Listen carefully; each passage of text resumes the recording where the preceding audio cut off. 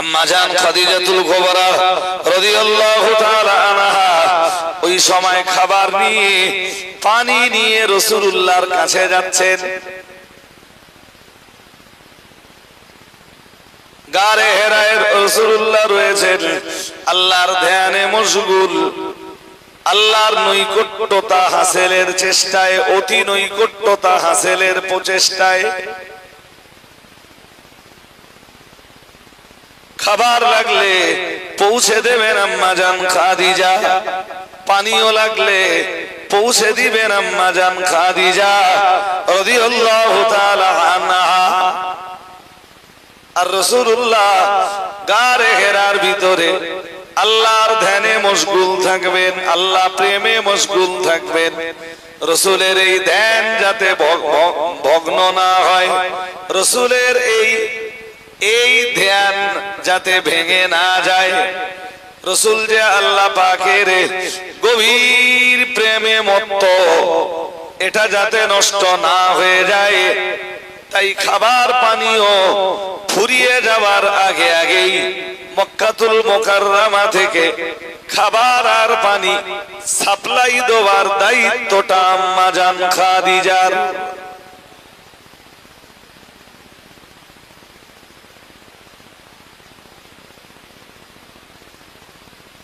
রাসূল নিজে বলেছেন, মুসলিমের হাদিসে এসেছে যে রাসূল বলেন, কখনো কখনো যা আর তু বেহেরাইন শাহরান,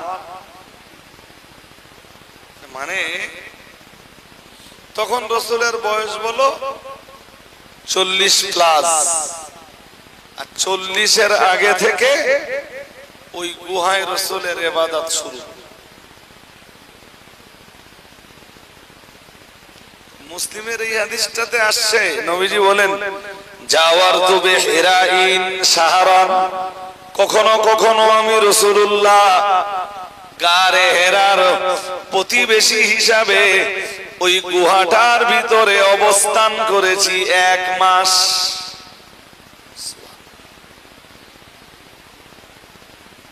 আরেকটু মন খুলে বলুন না,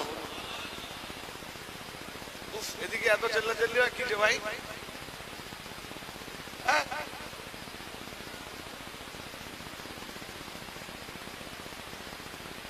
কখনো কখনো 1 মাস রাসূলুল্লাহ গারে হেরায় খাবার পানি পৌঁছে দিবেন মা খাদিজা। আম্মা জান খাদিজা রাদিয়াল্লাহু তাআলা আনহার বয়স হয়েছে, রাসূলের বয়স 40, মানে আম্মা জানের বয়স তখন 55।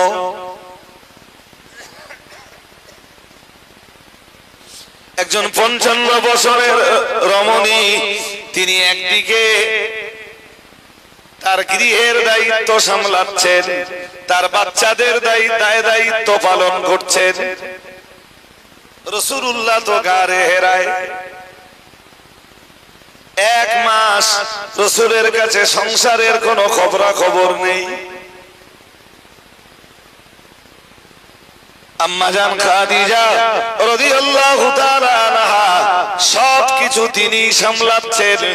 আবার রাসূলুল্লাহর খাবার ফুরিয়ে যাওয়ার আগে আগেই, পানিও ফুরিয়ে যাওয়ার আগে আগেই আম্মা জান খাদিজা রাসূলের জন্য খাবার আর পানিও গারে হেরার মুখ পর্যন্ত পৌঁছে দিচ্ছেন।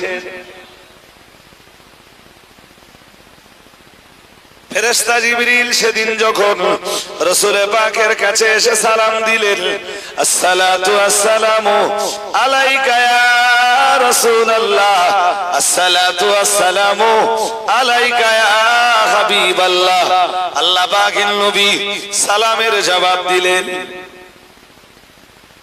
দিয়েই বললেন, হুজুর গারে হেরাত থেকে একটু বাইরে বেরিয়ে আসুন। রাসূলুল্লাহ গারে হেরার বাইরে বেরিয়ে এলেন। আম্মা জান খাদিজা রাসূলের জন্য তখন খাবার পানি নিয়ে যাচ্ছেন, আর ফেরেশতা জিবরিল আম্মা জানকে দেখিয়ে রাসূলুল্লাহকে বললেন, খাদিজাতু আতাতকা ইয়া রাসূলুল্লাহ ইয়া হাবিবাল্লাহ হুজুর ওই অনেকটা দূরে একজন মহিলা একজন রমণীকে দেখতে পাওয়া যাচ্ছে ইয়া রাসূলুল্লাহ উনি আপনার কাছেই আসছেন বেনা ইনফিহি তাআমুন ওনার কাছে দুইটা পাত্র রয়েছে একটা পাত্রের ভিতরে আপনার জন্য রয়েছে খাবার ওয়াইনা ইনফিহি মাউন ইয়া রাসূলুল্লাহ ইয়া হাবিবাল্লাহ হুজুর ওনার কাছে আরেকটা পাত্র রয়েছে ওই পাত্রে রয়েছে আপনার জন্য পানীয় ইয়া রাসূলুল্লাহ ইয়া হাবিবাল্লাহ হুজুর আপনার বিবি খাদিজা সংসার সামলানোর পরে নিজের সন্তানদের দায় দায়িত্ব পালন করার পরে হুজুর খাদিজা আপনার জন্য যে সেবা প্রদান করে খাদিজা আপনার জন্য যে পরিষেবাটা দিয়ে থাকে আমার আল্লাহ খাদিজার এই পরিষেবায় এতটাই খুশি হয়েছেন এতটাই সন্তুষ্ট হয়েছেন ইয়া রাসূলুল্লাহ ইয়া হাবিবাল্লাহ হুজুর আজ খাদিজা আপনার কাছে এলে একটা খুশির খবর আপনি শুনিয়ে দেবেন স্বয়ং রব্বুল আলামিন আল্লাহ আপনার বিবি খাদিজাকে সালামের নজরানা পাঠিয়েছেন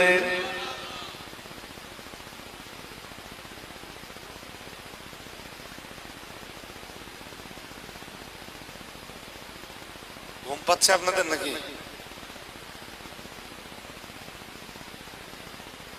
কেন বলছি জানেন আমার আগের কথার সাথে পরের কথার সাযুজ্যতা কি সম্পর্ক কি এবার পেয়ে যাবেন এরপরে ফেরেশতা জিবরিল আমিন আলাইহিস সালাম আবার একটা কথা বললেন ইয়া রাসূলুল্লাহ ইয়া হাবিবাল্লাহ হুজুর আল্লাহ পাক শুধু খাদিজার জন্য সালামের নজরানা প্রেরণ করেছেন তাই না আর একটা খবর রয়েছে সে খবরটাও আপনি খাদিজাকে দিবেন ইয়া রাসূলুল্লাহ ইয়া হাবিবাল্লাহ হুজুর আল্লাহ পাক রব্বুল আলামিন খাদিজার জন্য জান্নাতের ভিতরে একটা ঘর নির্ধারণ করে দিয়েছেন আমি চলে গেলাম খাদিজা এসে যাওয়ার মতো হয়েছে খাদিজা পৌঁছালেন রাসূলকে সালাম দিলেন রাসূল মুচকি হাসলেন মা খাদিজা বললেন হুজুর কোনো মেসেজ বললেন আছে খাদিজা দুটো মেসেজ আছে খুব ভালো ভালো তোমার জন্য আমার জন্য ভালো মেসেজ বললেন আল্লাহর পক্ষ থেকে সুন্দর সুন্দর দুইটা মেসেজ রয়েছে আম্মা জান খাদিজা বললেন হুজুর ওই মেসেজ কি আমার জন্য রাসূলুল্লাহ বললেন তোমার জন্যই তোমার জন্য আল্লাহর পক্ষ থেকে প্রথম মেসেজটা হলো স্বয়ং রব্বুল আলামিন আল্লাহ তোমাকে সালাম দিয়েছেন হুজুর দ্বিতীয় মেসেজে রাসূলুল্লাহ বললেন ও বিবি খাদিজা আর তোমার জন্য সুন্দর দ্বিতীয় মেসেজটি হলো আল্লাহ পাক তোমার জন্য তার দয়ার জান্নাতের ভিতরে একটা ঘর বানিয়ে দিয়েছেন মা খাদিজা বললেন হুজুর দুটোই তো ভালো মেসেজ সুন্দর মেসেজ কিন্তু হুজুর মানুষ সালাম দিলে তার জবাব তো একরকম হয়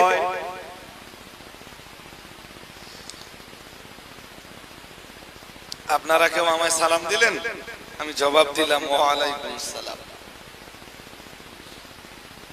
আমি সালাম দিলাম আপনারা জবাব দিলেন ওয়া আলাইকুম সালাম এর মানে কি এর মানে আল্লাহ আপনাদের প্রতি যিনি সালাম দিলেন প্রথম তিনি বললেন আসসালামু আলাইকুম আপনাদের প্রতি আল্লাহর করুণা বর্ষণ হোক রহমত নাযিল হোক আল্লাহ আপনাদের প্রতি শান্তি নাযিল করুন যিনি জবাব দিলেন তিনি বললেন ওয়া আলাইকুম আসসালাম শুধু আমাদের প্রতি না আপনাদের প্রতিও আল্লাহর রহমত বর্ষিত হোক। এই তো আজকে সালাম পাঠাচ্ছেন কি, এই সালামের জবাব কি হবে?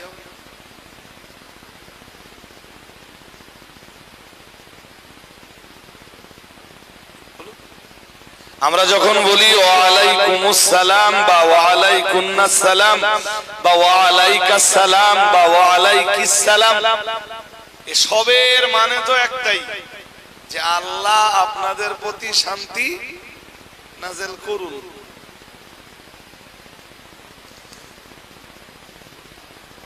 কারণ শান্তি নাযিল করতে পারেন শুধু আল্লাহ। আল্লাহ ছাড়া আর তো কেউ শান্তিদাতা পারে? খাদিজা আজকে সালামের জবাব কেমনে দেবে? মুহাদ্দিসিনে হযরতরা ওই হাদিসের ব্যাখ্যায় পরিষ্কার করে লিখেছেন, আম্মা জান খাদিজা রাদিয়াল্লাহু তাআলা আনহা একদিকে যেমন ছিলেন আরবের একজন ধনাঢ্য নারী, বিত্ত বৈভবের অধিকারিণী, ঠিক তথাই বছর আম্মা জান খাদিজা ছিলেন তৎকালীন দুনিয়া বরেণ্য এক সুন্দরী। একদিকে তিনি সুন্দরী, অন্যদিকে তিনি বিত্ত বৈভবের অধিকারিণী একজন রমণী। ঠিক পাশাপাশি আম্মা জান খাদিজা রাদিয়াল্লাহু তাআলা আনহা তিনি ছিলেন বিপুল পরিমাণ বুদ্ধির অধিকারিণী। কি কি বলেছি বলেন তো দেখি, মনে থাকে কি আপনাদের? এক, অনেক সম্পদের অধিকারিণী একজন মা। দুই, মা খাদিজা ছিলেন বিশ্ব সুন্দরী। তিন, খুব বুদ্ধি রাখতেন মা খাদিজা। আল্লাহ পাকের নবী যেই না বললেন, ও খাদিজা, স্বয়ং রব্বুল আলামিন আল্লাহর পক্ষ থেকে তোমার জন্য সালাম। আম্মা জান খাদিজা এক বিন্দু বিসর্গ দেরি না করে জবাব দিলেন, আল্লাহুস সালাম।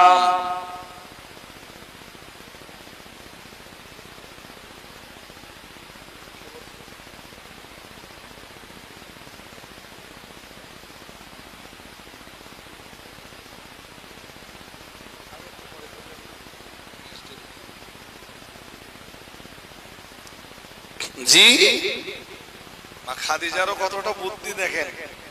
রাসূলের কাছে কোনো পরামর্শও নিলেন না, বললেন আল্লাহুস সালাম। তার মানে কি জানেন? বললেন হুজুর, আল্লাহ নিজেই তো শান্তি নাযিলকারী। সবাই বলেন সুবহানাল্লাহ। আল্লাহ নিজেই কি? আর আমরা দেখবেন নামাজের পরে কখনো কখনো হাত তুলে ওরকমটা বলি, আল্লাহুম্মা আনতাস সালাম, হে আল্লাহ আপনি তো শান্তি দাতা, ওয়া মিনকাস সালাম, শান্তি যা নাযিল হয় তো আপনার পক্ষ থেকে। ওই যেটা পড়ি অথবা মাথায় হাত দিয়ে পড়ি আমরা নামাজ সালাম পড়ি, اللهم انت السلام ومنك السلام تبارك ربنا وتعاليت يا ذا الجلال وال। তোর মানে কি? ওর মানেই হলো প্রথম অংশের মানে আল্লাহুম্মা আনতাস সালাম, হে আল্লাহ আপনিই তো শান্তি দানকারী, আপনি আমাদের একটু শান্তি দেন। ওমিনকাস সালাম, শান্তি যা নাজিল হয় তো সব আপনার পক্ষ থেকেই হয়।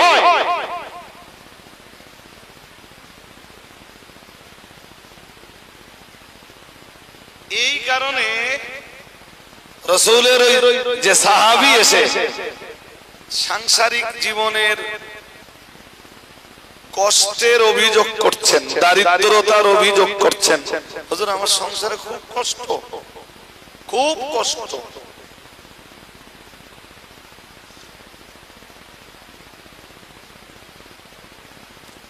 আল্লাহ পাকের রাসূল সাহাবীকে জবাব দিলেন, ইযা দাখালতা বাইতাকা ফাসাল্লিম ইন কানা ফীহি আহাদুন আও কামা ক্বালা আলাইহিস সালাম। রাসূল বললেন তুমি যখন বাড়িতে যাবে, বাড়িতে যে বাড়িতে যারা আছে তাদেরকে সালাম দাও। আরেকটু মন খুলে বলেন, তারাও তোমাকে সালাম দিক, তারাও তোমাকে সালামের জবাবটা দিক। তবেই তো ওই গৃহে, তবেই তো ওই বাড়িতে আল্লাহর রহমত নাযিল হবে।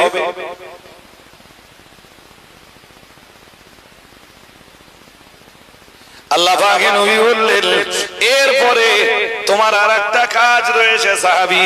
সাহাবী বললেন কি কাজ হুজুর? রাসূল বললেন ইকরা কুল হুয়াল্লাহু আহাদ মাররাতান ওয়াহিদাতান। পরিবারকে সালাম দিয়ে তুমি একবার সূরা ইখলাস পড়ে নাও।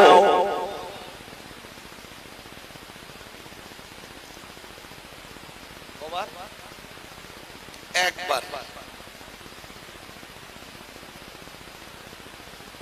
সাহাবী এসে অভিযোগ করেছিলেন কিসের? অভাব কষ্টের। রাসূল তার জবাবে বললেন বাড়ি যাও, বাড়িতে যখনই যাবে বাইরে থেকে কি হচ্ছে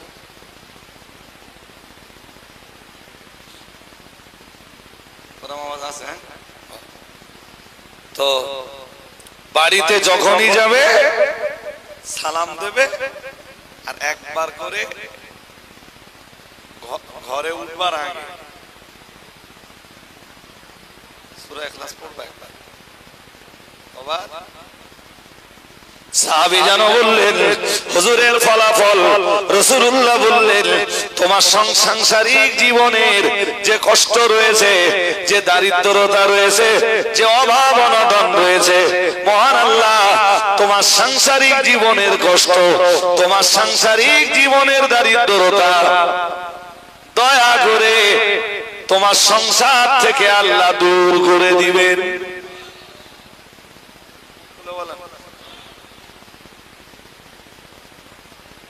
এক নম্বরে কি বলেছিলাম মনে আছে?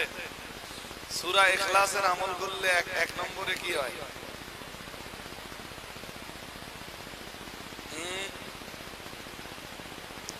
আগে কি বলেছিলাম? ঈমানের মুখ। উঠতে বসতে চলতে ফিরতে যারা সূরা ইখলাসের আমল করে মহান মহান আল্লাহ তাদেরকে ঈমানের মওত দান করে।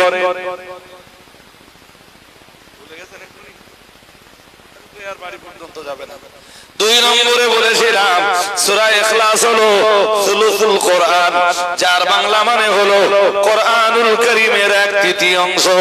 সুতরাং যারা 3 বার করে সূরা ইখলাস তেলাওয়াত করে, এক খতম কোরআন তেলাওয়াত করলে যে সওয়াব হয়, ওই সওয়াব আল্লাহ তাদের নসিবে কবুল করে নেয়।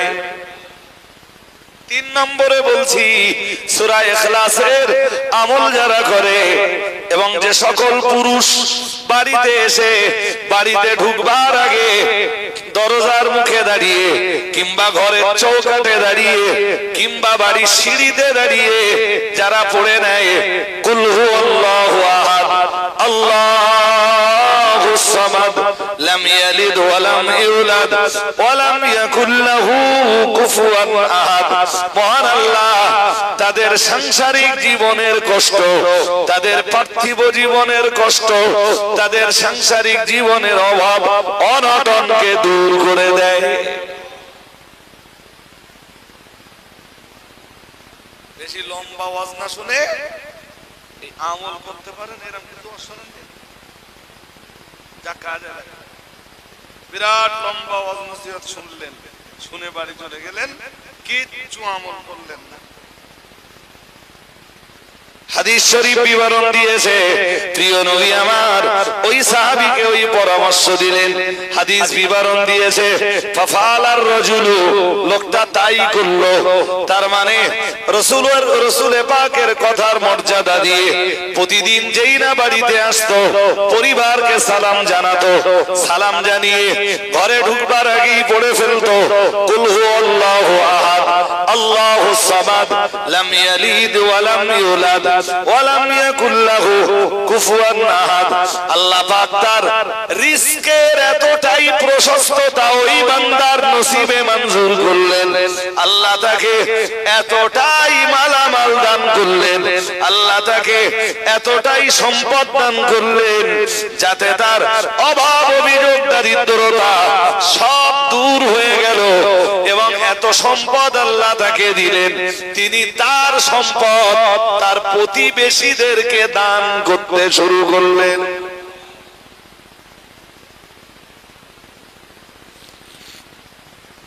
এটা সূরা ইখলাসের ফজিলত। সূরা ইখলাসের এত ফজিলত আছে ভাই, যে কোন এক মজলিসে একদিন ধরে শুধু সূরা ইখলাসের ফজিলত বললে শেষ হবে না, শেষ করা সম্ভব হবে না। হাদিস শরীফ বিবরণ দিয়েছে, আর এক হাদিসের বয়ানে এসেছে, প্রিয় নবী মুহাম্মদুর রাসূলুল্লাহ সাল্লাল্লাহু আলাইহি ওয়াসাল্লাম আল্লাহ পাকের নবী, আল্লাহ পাকের হাবিব কোন একদিন হাদিস বিবরণ দিয়েছে, নবী আমার কোন একদিন মসজিদের ভিতরে ঢুকলেন। মসজিদ বলতে আমরা স্বাভাবিক অবস্থায় বুঝতে পারি মসজিদে নববী।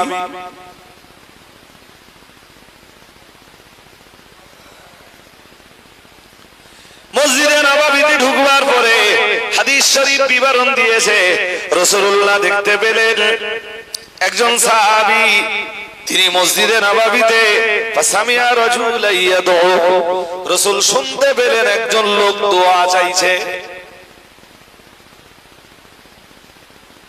মসজিদে ঢুকলেন রাসূল, ঢুকে দেখলেন ফাসামিয়া রাজুলান ইয়াদউ, জি একজন লোককে রাসূল দোয়া করতে শুনলেন। কি দোয়া জানেন? বলে দেই, অনেকদিন সূরা ইখলাসের উপরে আলোচনা করি। গত বছর এরকম শীতকালে একটা মজলিসে একদিন আলোচনা করেছি, সেই আজকে আলোচনা করছি। আল্লাহ পাকের নবী ওই সাহাবীকে দোয়া করতে শুনলেন। সাহাবী আল্লাহর কাছে হাত তুলে দোয়া চাইছেন, ইয়া আল্লাহ। দেখেন যদি মুখস্থ হয়, সাহাবী আল্লাহর কাছে দোয়া চাইছেন, ইয়া আল্লাহ,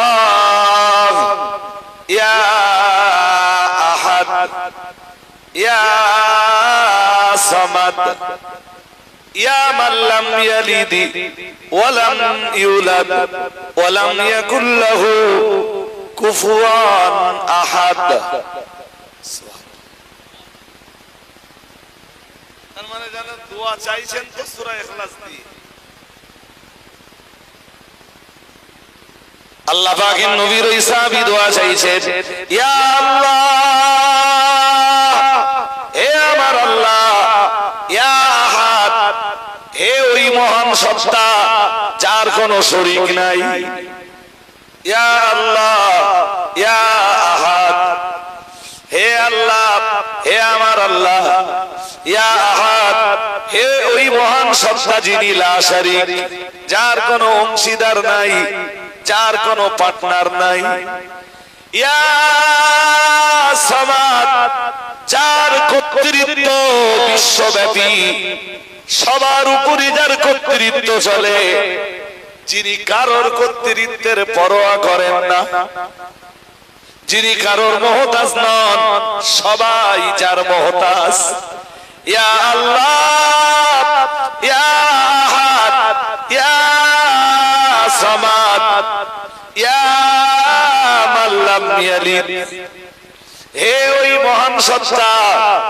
যার কোনো সন্তান নাই, যিনি সন্তান মুক্ত, যার কোনো ছেলেও নাই মেয়েও নাই, ইয়া মান লাম ইয়ালিদ ওয়া লাম ইউলাদ, যার কোনো পিতাও নাই, যার কোনো মাতাও নাই, ওয়া লাম ইয়াকুল লাহু কুফুয়ান আহাদ, হে ওই মহান সত্তা যার সমতুল্য কেউ নাই, যার সমকক্ষ কেউ নাই।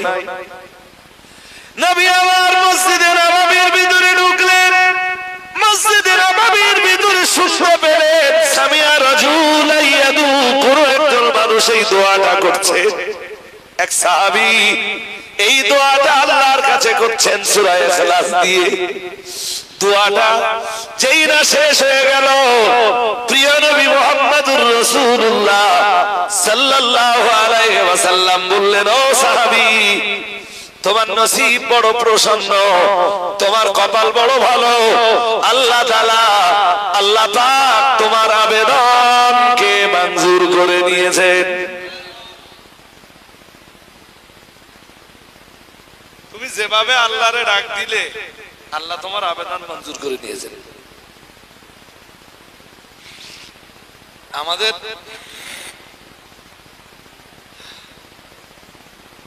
আমাদের মাইনাস পয়েন্ট কি?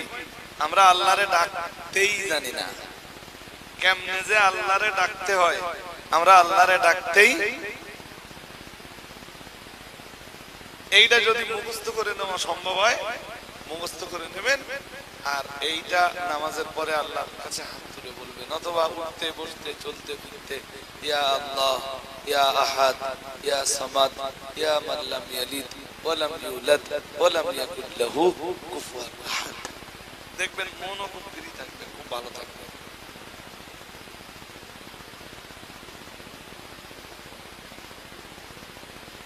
সূরা ইখলাস একদিনে কোন মজলিসে আলোচনা করে ফেলা সম্ভব? আমি তো শুধু সূরা ইখলাসের কি ফজিলত বলছি, ফজিলত। এখনো ব্যাখ্যা, বিশ্লেষণ, এক্সপ্লানেশনে আমি তো ঢুকিনি। আরো এসছে। সূরা ইখলাসের তাফসীরে ইমাম ফখরুদ্দিন রাজি তাফসীরে কাবীরে আরো লিখেছেন, রাসূলের জীবনের যতগুলো লড়াই ছিল, এক কঠিন লড়াই ছিল তাবুক, যা মদিনা থেকে অনেক রাস্তা। আমি ৩-৪ বারের সফরে যদিও কখনো তাবুকে যাওয়ার মতো সাহসিকতা দেখাইনি, কিন্তু মন খুব চায় যে তাবুকটা একটু দেখে আসি। বদরে গেছি, ওহদে গেছি, খন্দকে গেছি, যেই জায়গাগুলোতে ঐতিহাসিক লড়াই হয়েছে, তো মনটা খুব চায় যে একটু তাবুকে যাবে।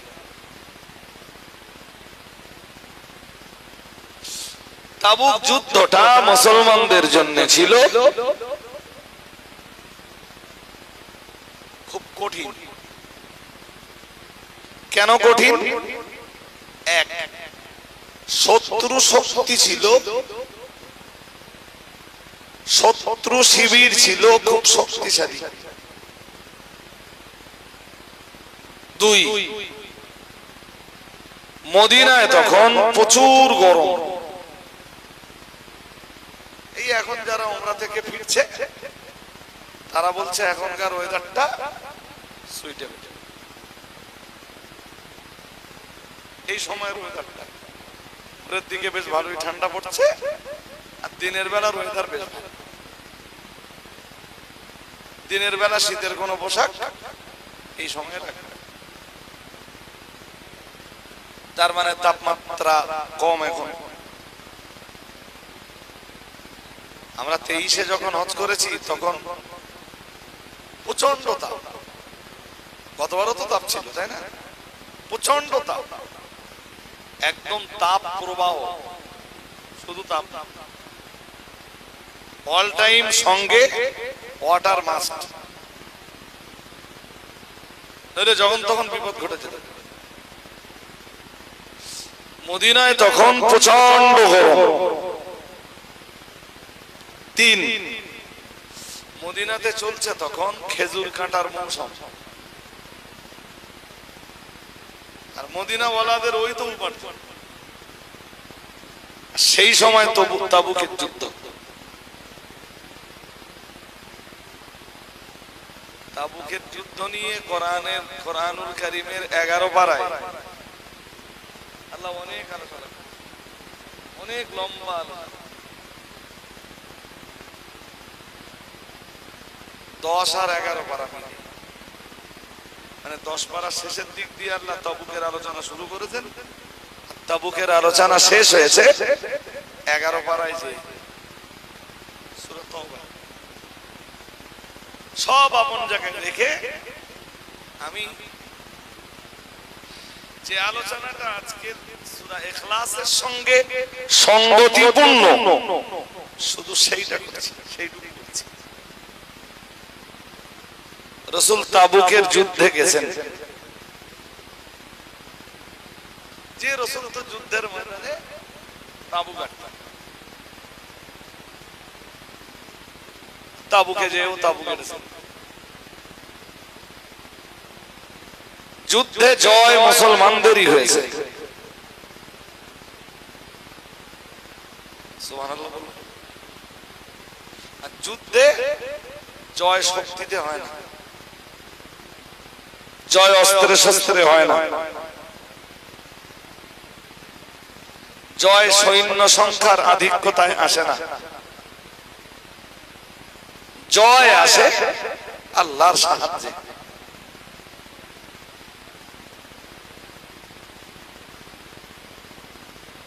নইলে বলুন বদরে, ওহদে, খন্দকে, হুনাইনে,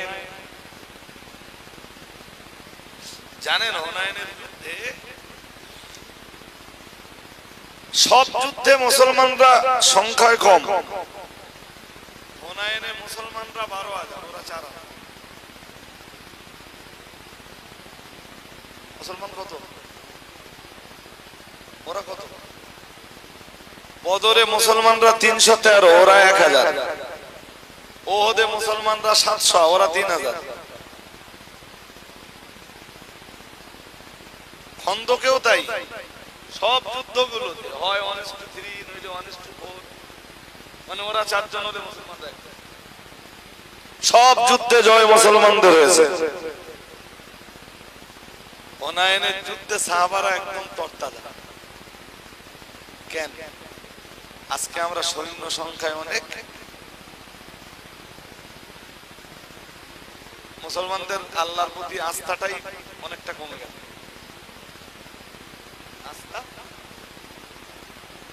যুদ্ধ শুরু হলো, ব্যাস ওরা পাহাড়ের উপরে ঘাঁটি নিয়ে বসেছিল, উপর থেকে তীর বর্ষণ শুরু হলো, অল্পক্ষণে মুসলমানরা যুদ্ধের ময়দানে ছত্রভঙ্গ হয়ে গেল। এমনকি এমন পরিস্থিতি এলো যে যুদ্ধের মাঠে রাসূল একা দাঁড়িয়ে, কেউ নেই। তবে তখনও রাসূলুল্লাহ নিজে আল্লাহর উপরে ভরসাটা ছেড়ে দেননি। রাসূল পকেট থেকে চিরন বার করে দাঁড়িয়ে আসছেন, আর রাসূল আল্লাহকে ডাকছেন, আল্লাহ আপনি না বললে তো আমি যুদ্ধের ময়দানে দাঁড়িয়ে নাই, জয় এনে দেওয়ার দায়িত্ব। সাহাবারা ছত্রভঙ্গ, কোরআন কথার বিবরণ দিয়েছে, লাকাদ নাসারাকুমুল্লাহু ফি মাওয়াতিনা কাসীরাতিন। মহান আল্লাহ জানিয়েছেন, আল্লাহ তোমাদেরকে বহু জায়গায় সাহায্য করেছেন। মানে জানো আমাদেরই বলছেন, সাহাবীদেরকেই যেন আল্লাহ বলছেন, আল্লাহ তোমাদেরকে বহু জায়গায় সাহায্য করেছেন। সাহাবারা যেন বললেন, আল্লাহ কোথায় কোথায় আপনি আমাদের সাহায্য করেছেন? মহান আল্লাহ জবাব দিলেন, ওয়ায়াউমা হুনাইনিন, হুনাইনের যুদ্ধেও আমি আল্লাহ তোমাদের সাহায্য করেছিলাম। ইদ আজাবাতকুম কাসরাতুকুম, যখন হুনাইনের যুদ্ধের ময়দানে নেমে তোমরা নিজেদের সংখ্যাধিক্যতার গর্ব করছিলে, মনে মনে তোমরা ভাবছিলে আজ আমরা সংখ্যায় অনেক বেশি, জয় আমাদের সুনিশ্চিত। ঠিক ওই সময়ে জিহাদের ময়দানে তোমরা বিচ্ছিন্ন হয়ে গেলে, ছত্রভঙ্গ হয়ে গেলে, ওদের তীর বর্ষণের ফলে যুদ্ধের ময়দান ছেড়ে তোমরা দূরে সরে গেলে। মহান আল্লাহ জানিয়েছেন, আর তোমাদের জন্য তখন পৃথিবীটা সংকীর্ণ হয়ে এলো। ওই সময় যদি আমি সাহায্য না করতাম ওদিন তোমাদের অস্তিত্ব নষ্ট হয়ে যেত। কিন্তু আল্লাহ কোরআন জানিয়েছে সুম্মা আনজালাল্লাহু সাকিনাতাহু আলা রাসূলিহি ওয়া আলাল মুমিনিন। মহান আল্লাহ জানিয়েছেন আমি ওই সময় আমার নবীর উপরে সাকিনা নাযিল করলাম, আমার নবীর সাথীদের উপরে সাকিনা নাযিল করলাম। আর মুসলমানরা একজন মানুষ ক্লান্ত হয়ে গেলে ঘুম ছেড়ে ওঠার পরে যেমন সতেজ হয়ে যায়, মহান আল্লাহ জানিয়েছেন আমার নবীর উপরে আর আমার নবীর সাহাবীদের উপরে হুনাইনের ময়দানে আমি এমন সাকিনা নাযিল করলাম, মুসলমানেরা এক মুহূর্তের ভিতরে আবার চাঙ্গা হয়ে গেল। এই যে ফিলিস্তিন লড়ছে না, ফিলিস্তিনের মানে ইসরায়েলের তুলনায় ফিলিস্তিনের হামাসের কাছে আহামারি কিছু নেই, কিন্তু জয় হামাসের নিশ্চিত। মুসলমানদের এই আল্লাহু আকবারের আওয়াজ, এর ক্ষমতা বুলেট, বোমা, গুলি, বারুদ, মিসাইল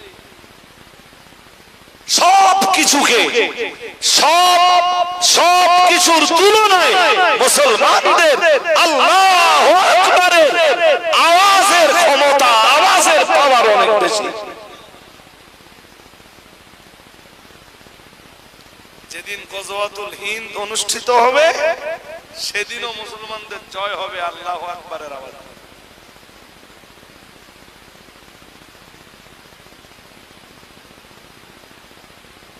ইসরায়েল তো এখন মানসিক ভাবে ভীষণ ভেঙে পড়েছে।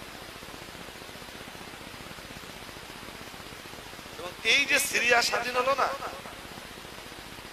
পড়েছেন আপনারা কাগজে? সিরিয়ার যে জয়, সিরিয়ার যে স্বাধীনতা ফিরে যাওয়া, শুধু সিরিয়ার জয় না, বিশ্বব্যাপী মুসলিম কমিউনিটির জয়ের সূচনা সিরিয়ার স্বাধীনতা। আপনারা খবর রাখেন না সিরিয়া জয়ের ব্যাপারে রাসূলের কত হাদিস? যদিও হাদিসে সিরিয়া শব্দ নেই, হাদিসে শব্দ এসছে শাম। হাদিসের শব্দ কি? শাম। তৎকালীন শামের এরিয়া কি জানেন?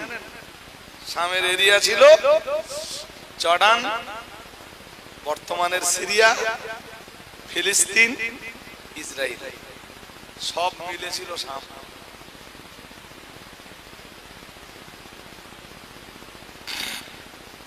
যাক, আমার বক্তব্যের প্রাসঙ্গিকতা তা নয়। জয় আল্লাহ তাবুকের ময়দানে মুসলমানদেরকেই দিলেন। আরেকটু মন খুলে বলে, রাসূলের অভ্যাস ছিল জয়লাভ করার পরেও অন্তত 3 দিন ময়দান ছাড়তেন।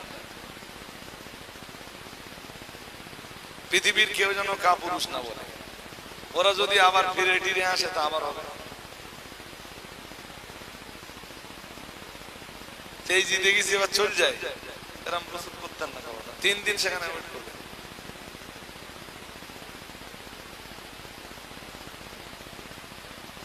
কোন একদিন সকালবেলা সময় মতো সাহাবারা ফজরের নামাজ পড়েছে। সকাল হয়ে গেছে, আকাশে মেঘ নেই, কুয়াশা নেই, সূর্যের আলো নেই। তো সূর্যের আলো পৃথিবীতে আসে না, যেই কারণে তার ভিতরের এক কারণ আকাশ মেঘাচ্ছন্ন। দ্বিতীয় কারণ খুব কুয়াশার দিনে দেখবেন 2-1 দিন সূর্যের আলো বেরোয় না। আর ব্যবহার হলো তো হালকা, হয়তো 10-15 মিনিট 20 মিনিটের জন্য হালকা। ফজরের নামাজ হয়েছে, সাহাবারা ফজরের নামাজ পড়ে নিয়েছে, সকাল হয়েছে, সূর্যের আলো পাওয়া যায় না, অনেকটা সময় অতিবাহিত হয়েছে। সাহাবারা একদল রাসূলুল্লাহর দরবারে এলেন, ইয়া রাসূলুল্লাহ, ইয়া হাবিবাল্লাহ, হুজুর আকাশ মেঘাচ্ছন্ন নয়, আকাশে মেঘ দেখা যায় না, আবার আকাশে কুয়াশাও দেখা যায় না, ইয়া রাসূলুল্লাহ, ইয়া হাবিবাল্লাহ, হুজুর অথচ সূর্যের আলো আল্লাহর জমিনে আসে না কেন? রাসূল বললেন, কেমনে বলি আমি, তোমরা জানেন বিশ্ব নবী মানে আলেমুল গায়েব নন, বিশ্ব নবী মানে সব জানতা নেই। ওই জন্য সূরা নিসায় আল্লাহ বলেছেন কোন আয়াতে, যেখানে আল্লাহ বলেন ওয়াল্লামাকা মা লাম তাকুন তাআলাম, মহান আল্লাহ জানিয়েছেন, তিনি আপনাকে শিখিয়েছেন, তিনি মানে এখানে আল্লাহ, মহান আল্লাহ জানিয়েছেন আমি আল্লাহ আপনাকে শিখিয়েছি মা লাম তাকুন তাআলাম, যা আপনি জানতেন না।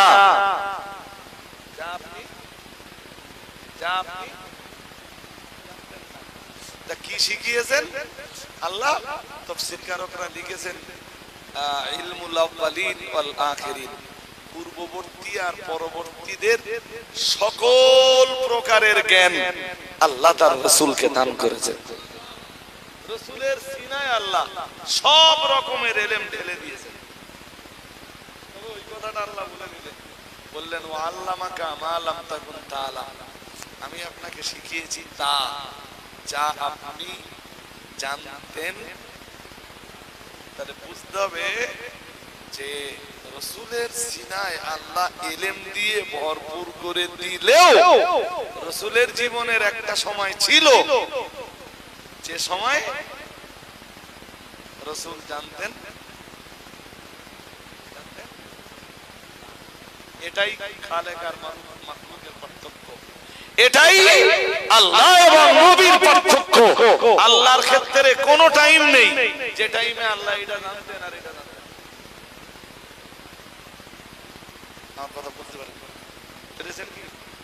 নবীর জীবনের একটা সময় ছিল যে আল্লাহ নিজে বলতেছেন যে সময় আপনি জানতেন, কিন্তু আল্লাহর ক্ষেত্রে এরকম কোনো টাইম আছে? এরকম কোনো ক্ষেত্র আছে? এটাই আল্লাহ নবীর পার্থক্য।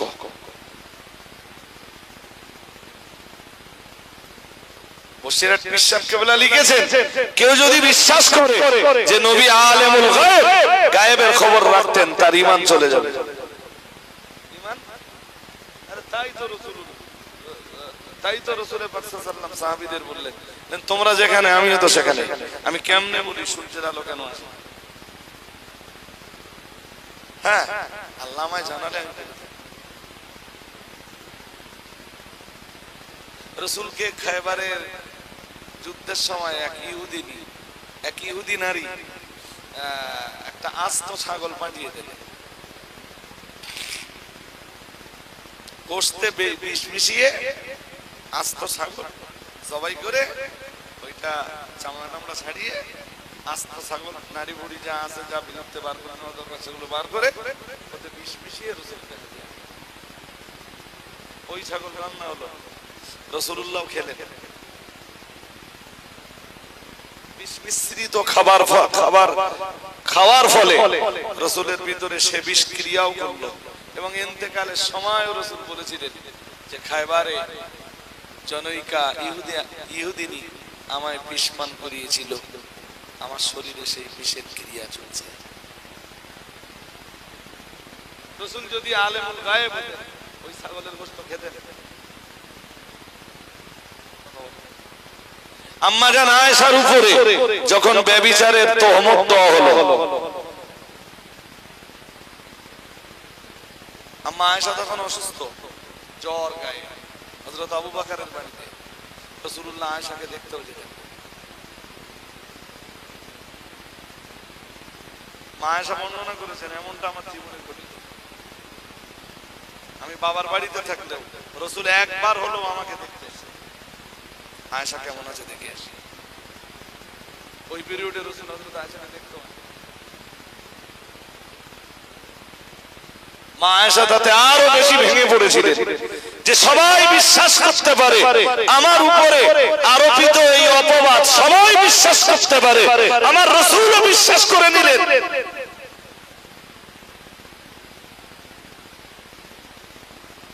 29 দিনের মাথায় সম্ভবত রাসূলুল্লাহ এসে হযরত আয়েশাকে ডেকে যখন বললেন, আয়েশা আল্লাহর কাছে ক্ষমা চাও। আয়েশা বললেন, অপরাধী ক্ষমা সে চাইবে যে অপরাধ, আমি অপরাধী নই যে আমি তওবা করব। রাসূল পাকের উপরে কোরআন নাযিল হয়ে গেল। আম্মা জান আয়েশা বললেন, আমি যেই না বললাম আমি তওবা করব না, আমি আল্লাহর কাছে ক্ষমা চাইব না, হুজুর এ পর্যন্ত আমি আপনার কোনো কথা আমার জীবনে অমান্য করিনি, জীবনে কখনো আপনার অবমাননা করিনি। ইয়া রাসূলুল্লাহ, ইয়া হাবিবাল্লাহ, হুজুর আপনার নির্দেশ আমি সব অক্ষরে অক্ষরে পালন করেছি। আজ আমি আয়েশা আপনার নির্দেশের মান্যতা দিতে পারছি না, কারণ আমি আয়েশা যেই না তওবা করব জনগণ আমায় বলবে, আয়েশা যদি অন্যায় নাই বা করে থাকবেন তাহলে তওবা করলেন কেন? এ লজ্জা আমি লুকাতে পারবো না, আমি এই অপমান আমি সহ্য করতে পারবো না। আম্মা জান আয়েশা তাই বললেন, হুজুর আপনার সব কথা শুনবো, আজকে ক্ষমা চাইতে বললে, আজকে আল্লাহর কাছে তওবা করতে বললে আমি আয়েশা তওবা করব না। প্রিয় নবী মুহাম্মদুর রাসূলুল্লাহ সাল্লাল্লাহু আলাইহি ওয়াসাল্লাম ততক্ষণে ঘরমাক্ত হয়ে যাচ্ছেন, আল্লাহ পাকের নবী ঘেমে যাচ্ছেন, আর ঘেমে যাওয়ার মর্মই হলো রাসূলের উপরে এখন ওহী নাযিল হচ্ছে। মহান আল্লাহ কোরআনের আয়াত নাযিল করছেন প্রিয় প্রিয় রাসূলের প্রতি, আমার নবীর উপরে কোরআনুল কারীমের আয়াত নাযিল হয়ে গেল। ইন্নাল্লাযীনা জাউ বিল উফকি ইন্নাল্লাযীনা জাউ বিল ইফকি উসবাতুম মিনকুম।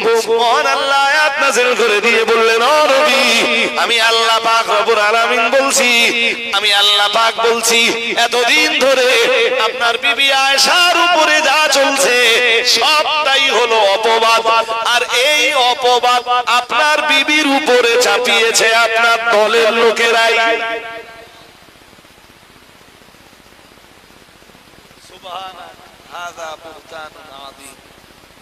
আল্লাহ বললেন পবিত্রতা আল্লাহ, পবিত্রতা কার? আল্লাহ।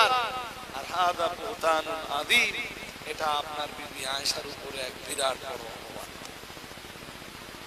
কোরআনের সূরা নূরের আয়াত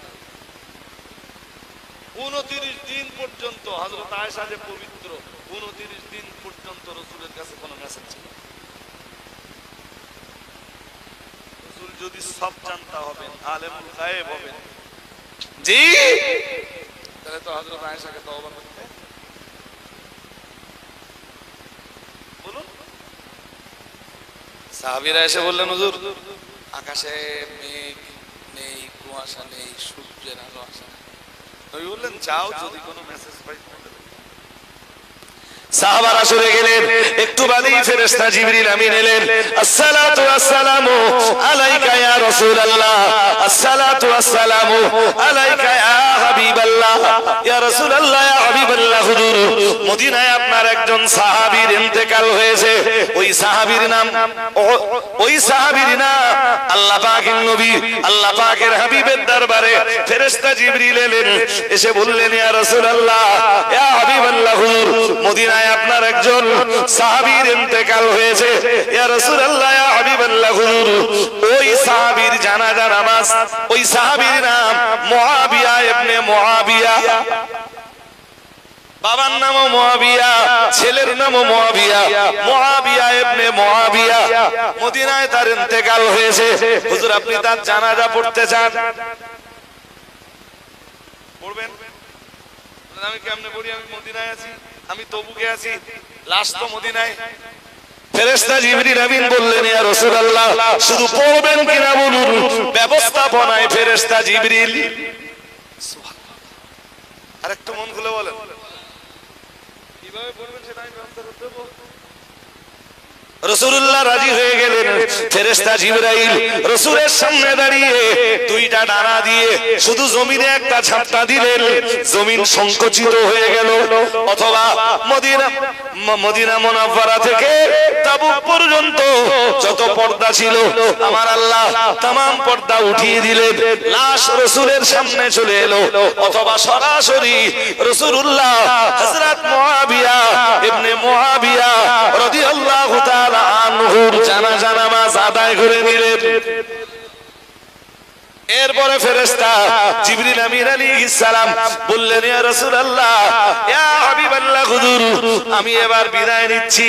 ফেরেশতা জিবরাইল যখন বিদায় নিচ্ছিলেন, রাসূলুল্লাহকে ডাক দিয়ে বললেন, ইয়া রাসূলুল্লাহ, ইয়া হাবিবাল্লাহ, হুজুর আর একটা খবর আপনাকে বলি, আপনার সাহাবী মুআবিয়া ইবনে মুআবিয়ার জানাজা নামাজে আল্লাহ পাকের ৭০,০০০ ফেরেশতার নুজুল ঘটেছে।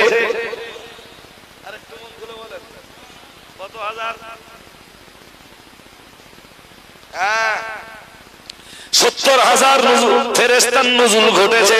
ইয়া রাসূলুল্লাহ, ইয়া হাবিবাল্লাহ, হুজুর আল্লাহর রহমতের ফেরেশতারা ৭০,০০০ ফেরেশতা তারা মেলে জমিনে নামছিলেন, তাই সূর্যের আলো জমিনে পড়ছিল না।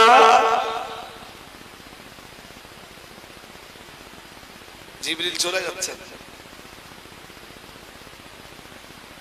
ফের বললেন যাওয়ার আগে বললেন, হুজুর আরেকটা জিনিস তো জিজ্ঞেস করলেন না আপনি, যে মুআবিয়া ইবনে মুআবিয়া জানাজায় ৭০,০০০ ফেরেশতার নুজুল ঘটলো কেন?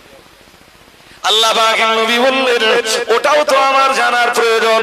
ফেরেশতা জিবরিল বললেন, ইয়া রাসূলুল্লাহ, ইয়া হাবিবাল্লাহ, হুজুর আপনার সাহাবী মুআবিয়া ইবনে মুআবিয়া উঠতে বসতে চলতে ফিরতে সব সময় সূরা ইখলাসের আমল করতেন। আল্লাহ পাক রব্বুল আলামিন আপনার সাহাবী মুআবিয়া ইবনে মুআবিয়ার উপরে সন্তুষ্ট হয়ে তার জানাজা নামাজে ৭০,০০০ ফেরেশতার নুজুল ঘটিয়েছেন। কোন সূরার? জোরে বলুন। এই জন্য অবসর সময় উঠতে বসতে চলতে ফিরতে পসিবল যদি হয়, ধরুন মোটরসাইকেল চালাচ্ছেন, তো এমনি তো জবানের তো কোনো কাজ নেই, সূরা ইখলাস পড়ুন, দেখবেন বসিরহাট যেতে যেতে একসময় পড়ায়।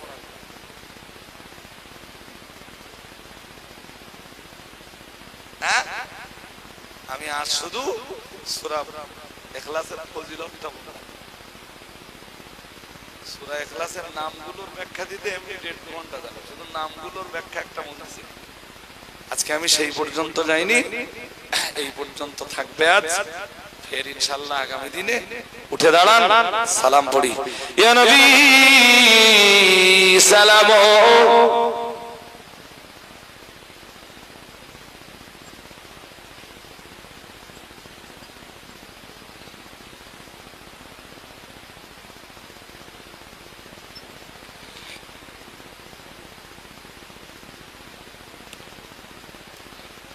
নবীদের সরদার সাজিয়া আসিলেন ধরায় নামিয়া, শোনালেন কুরআনের বাণী, আমেনার নয়নের মনি। ইয়া নবী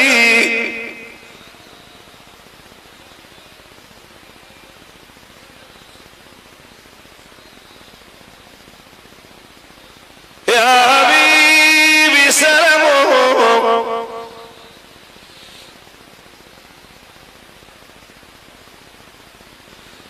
তোমারি নামের পিপাসায়, তোমারি নামের যে আশায়, ওই দিনে সবার যে আশা, তুমি যে মোদের ভরসা। ইয়া নবী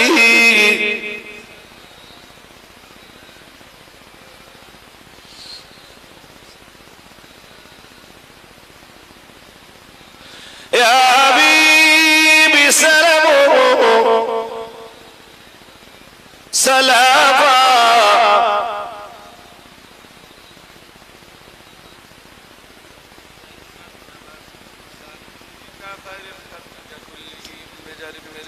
سلام برغزد نبی پر اپنے مدام بلغ العلا بکماله کشفت دجا بجماله حسنت جمیع خصاله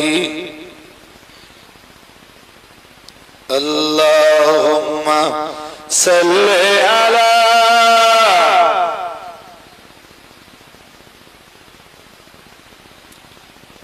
وعلى آله সূরা ফাতিহা একবার, সূরা ইখলাস তিনবার, কয়েকবার দরুদ। আর এই যে বইগুলো দেখছেন খাদিজা মাদ্রাসার বাৎসরিক পত্রিকা,